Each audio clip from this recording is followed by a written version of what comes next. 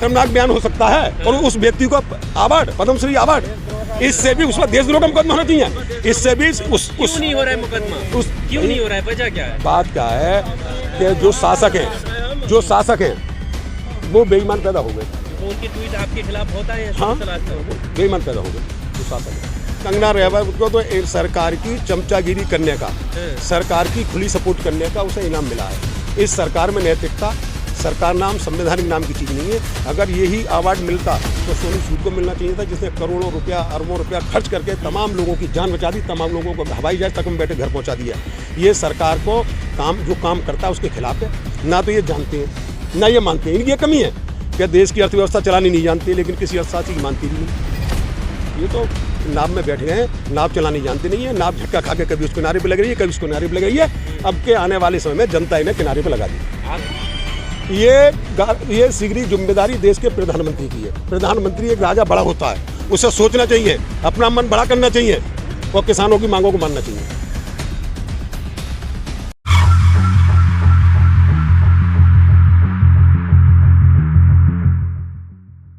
आपके साथ मैं हूं आकिल रजा। गाजीपुर बॉर्डर पर इस वक्त मैं मौजूद हूं। भारी भीड़ यहां पर मौजूद है और भारतीय किसान यूनियन के प्रमुख महासचिव विजेंद्र यादव जी हमारे साथ हैं। विजेंद्र जी, आज किस तरीके का मार्च आज निकल रहा है? ऐसा है, ये मार्च अब रोज निकलेगा और हम लोग सरकार से ये मार्च निकाल के 3 किसान विरोधी काले कानून की वापसी की मांग कर रहे हैं और सरकार और MSP की कानून की मांग कर रहे हैं।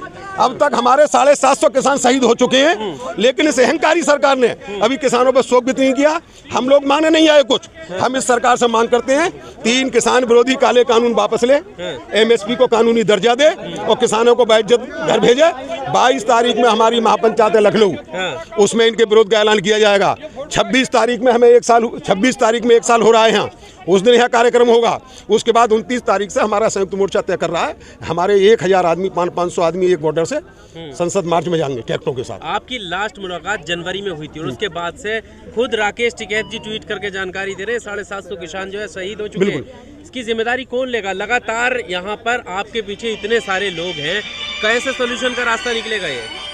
ये सिगरी जिम्मेदारी देश के प्रधानमंत्री की है। प्रधानमंत्री एक राजा बड़ा होता है, उसे सोचना चाहिए, अपना मन बड़ा करना चाहिए और किसानों की मांगों को मानना चाहिए। बात क्यों नहीं बन पा रही फिर? नहीं, कब कहाँ, वो तो झूठ बोलते हैं। बीजेपी वालों को एक काम है, झूठ बोलते और तेज बोलते हैं। भाई वो कहते हैं 1 कॉल की दूरी है, 1 कॉल कहाँ है? फिर बोले किसान पहल नहीं करे, हमारी तरफ से चिट्ठी लिख दी गई। सरकार जैसे पहले हमें बुलाती थी, सरकार निमंत्रण दे, कार्यक्रम तय करती थी, वार्ता होगी, ये प्रतिनिधि होंगे और ये इस जगह पे होगी। वो तो करी नहीं सरकार ने। ये केवल हर मामले में GDP में देश को गुमराह कर रहे हैं, बेरोजगारी में देश को गुमराह कर रहे हैं। 2 महीने बाद आप क्या फिर कमजोर पड़ रहे हैं क्या? क्योंकि बिल्कुल आपकी मुलाकातें बंद हो गई होना, अहंकार असर नहीं पड़ रहा। अब आप नहीं था सिरे से पता नहीं क्या करने। राजा अहंकारी हो जाए तो उसका दुख और उसकी परेशानियां प्रजा को उठानी पड़ती हैं। हमारे देश का राजा अहंकारी हो गया, वो दुखपतियों के दबाव में है और इस अहंकार को किसान तोड़ेंगे। रास्ता क्या है फिर? कैसे तोड़ेंगे? आंदोलन तो चल ही रहा है, 1 साल हो गया और सुनो, शहादतें बढ़ती रहेंगी। बिल्कुल शहादतें बढ़ती रहेंगी। अगर ये नहीं लेगी तो आने वाली सरकार लेगी। सरकार, हम लोग इन्हें सत्ता से बाहर कर देंगे। इन किसान विरोधी काले कानूनों को केवल सरकार ही वापस लेगी, चाहे हमें 3 साल और बैठना पड़े यहाँ, अभी 30 महीने और बैठना पड़े, लेकिन इस काले कानून को वापस करा के जाएंगे। ना किसानों को आज देख लो, पहले मनोबल कम था, ना आज मनोबल कम है। 750 शहीद हो गए। हम उनकी आत्माओं को क्या शांति मिलेगी? उनकी शहादत को क्या शांति मिलेगी? हम लोग यहाँ से उठ के चले जाएं। विजेंद्र जी कैसे है, वही तो मैं पूछ रहा हूँ। आप कह रहे हो कि सरकार बदलेगी, राकेश टिकैत जी कह रहे हैं चाहे बेईमानी से सही फिर से बीजेपी आ जाएगी। वो उनका कहने का मतलब था कि भाई सतर्क हो जाओ। उनका कहने का मतलब था कि बेईमानी कर सकते हैं, सतर्क हो जाओ। उन्होंने सचेत किया था कि ये बेईमानी नहीं कर पाए। आशंका है ना कहीं कहीं, आशंका होने नहीं देंगे, बेईमानी होने नहीं देंगे किसी भी परिस्थिति में। इस सरकार को 3 किसान विरोधी काले कानून वापस लेने पड़ेंगे, कुछ भी हो जाए, कितना ही लंबा आंदोलन चले। ना मनोबल हमारा पहले डाउन था, ना आज डाउन है। आज भी देख रहे हो कितना जोश है। यहाँ से जा रहे हैं और अभी हम जा रहे हैं बॉर्डर तक, वहाँ तक मार्च करेंगे और वहाँ रास्ता देख के आएंगे, क्योंकि आगे जाना है ना हमें। इसकी वजह यह है राकेश टिकैत जी को मंच पे खड़े होकर कहना पड़ा कि घर से आओ निकल के, यहाँ पर नहीं है। मीटिंगें लगानी पड़ी कि इस मंडल के लोग इस दिन आएंगे। इसका मतलब खाली पड़ा था? खाली नहीं। दीपावली में 350 किसान मेरे यहाँ के थे। भाई खाली कैसे कह सकते हो? दीपावली जैसे त्योहार में 350 किसान जिन पर संभल गए थे, टिकैत साहब ने स्वीकार किया मीडिया के सामने।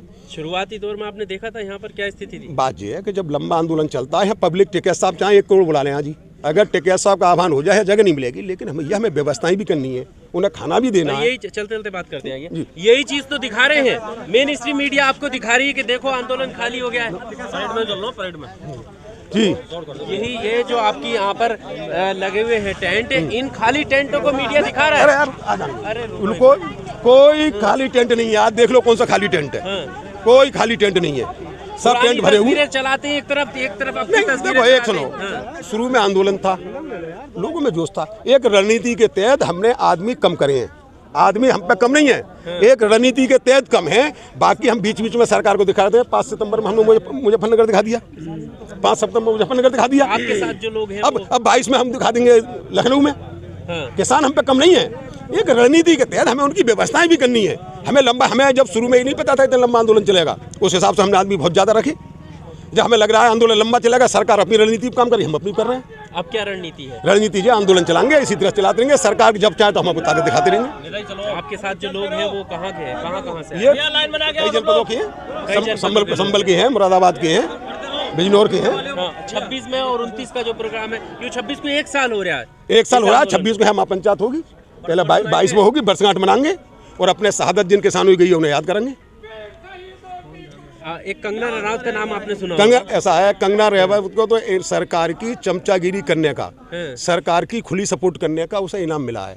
इस सरकार में नैतिकता, सरकार नाम, संवैधानिक नाम की चीज़ नहीं है। अगर यही अवार्ड मिलता तो सोनू सूद को मिलना चाहिए था, जिसने करोड़ों रुपया, अरबों रुपया खर्च करके तमाम लोगों की जान बचा दी, तमाम लोगों को हवाई जहाज तक में बैठे घर पहुंचा दिया। ये सरकार को जो काम करता है उसके खिलाफ है, ना तो ये जानते हैं ना ये मानते हैं। इनकी ये कमी है कि देश की अर्थव्यवस्था चलानी नहीं जानती, लेकिन किसी अर्थशास्त्री की मानती भी नहीं। ये तो नाव में बैठ गए हैं, नाव चलानी जानते नहीं है, नाव झटका खा के कभी उसको किनारे पे लग रही है, कभी उसको किनारे पे लग रही है। अब के आने वाले समय में जनता इन्हें किनारे पे लगा दी। आप कहते हैं पूर्वजों ने आजादी दिलाई, कंगना रनौत कल बैठकर कह रही है कि 2014 इससे भी शर्मनाक बयान हो सकता है। और उस व्यक्ति को अवार्ड, पद्मश्री अवार्ड, इससे भी उस पर देशद्रोह का मुकदमा होना चाहिए। इससे भी क्यों नहीं हो रहा है मुकदमा? क्यों नहीं हो रहा है? वजह क्या है? बात क्या है कि जो शासक हैं वो बेईमान पैदा हो गए, क्योंकि उनके ट्वीट आपके खिलाफ बहुत आए हैं। हाँ, वो बेईमान पैदा हो गए जो शासक है। जिन्हें 2014 के बाद बाप मिला है, तो क्या उससे पहले वो नाजायज औलाद थी? अपनी माँ को गाली देना क्या अच्छा लगता है? ये नहीं सोचते, सिर्फ शब्द बोल देते हैं, ये नहीं देखते कि उन शब्दों का अर्थ क्या है। जो ये कहेगा कि मुझे 2014 के बाद मेरा बाप मिला है, तो इससे मतलब इसका मतलब क्या है? इसका मतलब क्या है? वो आज़ादी की बात करी तो लोग कह रहे हैं कि इनको तो आज़ादी नहीं मिली है, लेकिन इनको बाप मिला है 2014 के बाद, वो प्रधानमंत्री मोदी को टारगेट करने के लिए। बाप नहीं मिलता, बाप तो पैदा कर देता है। सिर्फ वाहवाही करने का अवार्ड मिला है। बिल्कुल वाहवाही करने का। चलिए, Subscribe now and press the bell icon. Never miss an update.